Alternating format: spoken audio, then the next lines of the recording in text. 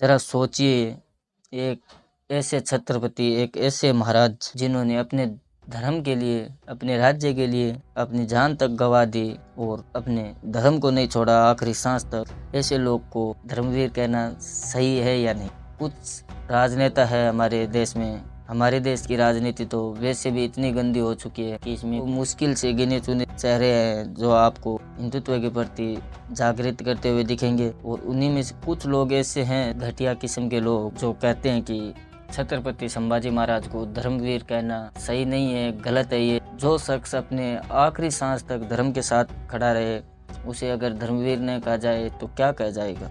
नमस्कार दोस्तों, मैं राम चौधरी, आप देख रहे हो IHP ऑफिशियल यूट्यूब चैनल। अगर चैनल पर पहली बार आए हैं तो चैनल को सब्सक्राइब कर लीजिएगा, पास के बेल आइकन के बटन को दबा दीजिएगा ताकि आगे आने वाले वीडियोस की नोटिफिकेशन आप लोगों को टाइम पे मिलती रहे। मराठा साम्राज्य में केवल दो ऐसे शख्स हुए जिनको लोग आज भी भगवान की तरह पूजते हैं। एक थे महाराजा छत्रपति शिवाजी महाराज और दूसरे थे उनके पुत्र महाराजा छत्रपति संभाजी महाराज। आज हम आपको इस वीडियो के माध्यम से महाराजा छत्रपति संभाजी महाराज का वो बलिदान बताएंगे जिसके बाद उनको न चाहने वालों ने भी उनकी पूजा करना शुरू कर दिया। एक ऐसे धर्मवीर योद्धा की कहानी जो अपनी आखिरी सांस तक अपने धर्म के साथ खड़ा रहा, अपने स्वराज्य के साथ खड़ा रहा। और कुछ लोग हैं जो कहते हैं कि महाराजा छत्रपति संभाजी महाराज को धर्मवीर कहना गलत है, उन्हें धर्मवीर न कहा जाए। वीडियो को अंत तक जरूर देखना। अब ये उस समय की बात है जब औरंगजेब की दक्षिण भारत जीतने की महत्वाकांक्षा लोरे मारने लगी थी। लगभग 3 लाख सैनिकों की भारी सेना लेकर वह बुरहानपुर में डेरा डालकर बैठा हुआ था। उस समय मराठा शासक हुआ करते थे छत्रपति संभाजी महाराज, जिन्होंने काफी मुश्किलों से गद्दी पाई थी। अपने ही लोगों ने गद्दारी कर उन्हें मारना चाहा था और उनके छोटे भाई राजा राम को छत्रपति बना दिया था। राजा राम तब 10 साल के थे। हालांकि परिवार और राज्य में दुश्मनों से घिरे होने के बावजूद संभाजी महाराज ने गद्दी संभाली। और जो लोग कहते हैं औरंगजेब अच्छा इंसान था, वो इस बात से अंदाजा लगा सकते हैं कि औरंगजेब इतना क्रूर था कि उसके हाथ तक से तंग आकर उसका सबसे छोटा बेटा मोहम्मद अकबर ही भागा भागा फिर रहा था। इसी क्रम में उसने संभाजी के दरबार में शरण ली। बौखलाए औरंगजेब ने जब दक्कन का अभियान शुरू किया तो उसे बीजापुर और गोलकोंडा को जीतने में 3 वर्ष लग गए थे। उसके बाद उसकी नज़र मराठा साम्राज्य की तरफ पड़ी, जिसकी नींव छत्रपति शिवाजी महाराज ने रखी। भले ही बाद में मराठा साम्राज्य इतना फैला कि दिल्ली तक उसके आगे नतमस्तक हुआ करती थी, लेकिन संभाजी का समय काफ़ी संघर्ष भरा था। इन्हीं संघर्षों की नींव पर साहूजी महाराज और बाजीराव जैसे योद्धाओं ने एक विशाल साम्राज्य स्थापित किया था।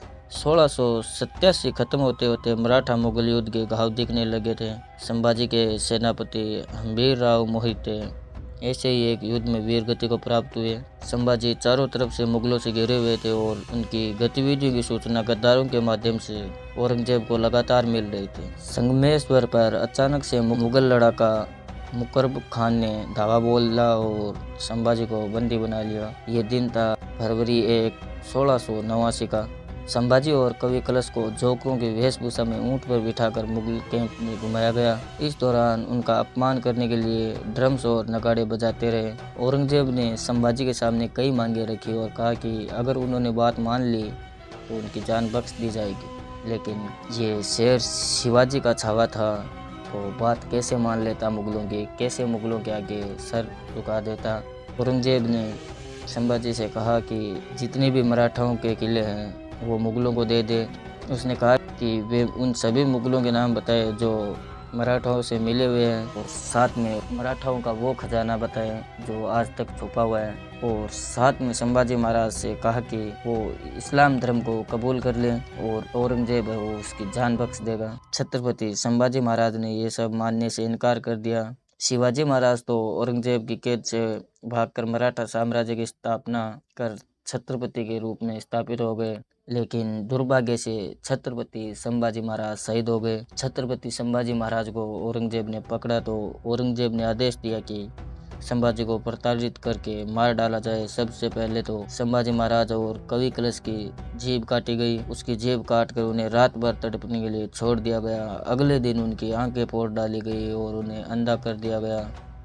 इस दौरान लगातार उनसे कहा जाता था कि अगर उन्होंने इस्लाम अपना लिया तो उनकी जान बख्श दी जाएगी। लेकिन इस अथाह प्रताड़ना के बावजूद संभाजी ने मुगलों के सामने झुकने से इनकार कर दिया और इसके बाद उनके सभी अंगों को एक एक करके काटा गया। संभाजी से बार बार कहा गया कि वे पैगंबर मोहम्मद के द्वारा दिखाए गए रास्ते को अपनाएं और इस्लाम कबूल कर ले, लेकिन संभाजी नहीं झुके। उन्हें लगातार 3 सप्ताह तक यूं ही तड़पाया गया। सोचिए, किसी की जीभ काट दी गई हो, आंखें फोड़ डाली गई हो, फिर भी उसे जिंदा रखकर रोज प्रताड़ित किया जाए तो उसे कैसा लगेगा। उनके नाखून तक उखाड़ दिए गए। कहा जाता है कि अपने शुरुआती दिनों में संभाजी उतने लोकप्रिय राजा नहीं थे, लेकिन हिंदुत्व और राज्य के लिए उन्होंने जो सहा उससे उन्हें न चाहने वाले भी उन्हें पूजने लगे थे। 3 सप्ताह तक ऐसे ही असीम प्रताड़ना के बाद संभाजी का गला काट दिया गया, उन्हें मार डाला गया, उनके मर्द शरीर को कुत्तों के सामने फेंक दिया गया।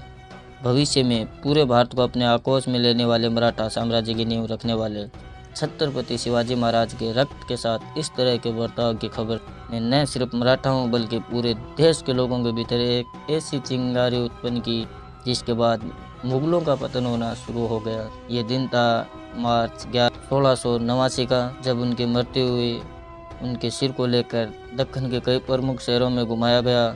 औरंगजेब ने अपना डर कायम रखने के लिए और हिंदुओं की रूह कंपाने के लिए ऐसा किया। अपने दोस्तों के साथ वीडियो को शेयर ज़रूर कर देना और कमेंट बॉक्स में बताना अगर हमसे कोई भी गलती हो गई हो तो ज़रूर बताना। धन्यवाद। जय श्री राम, जय सनातन, हर हर महादेव।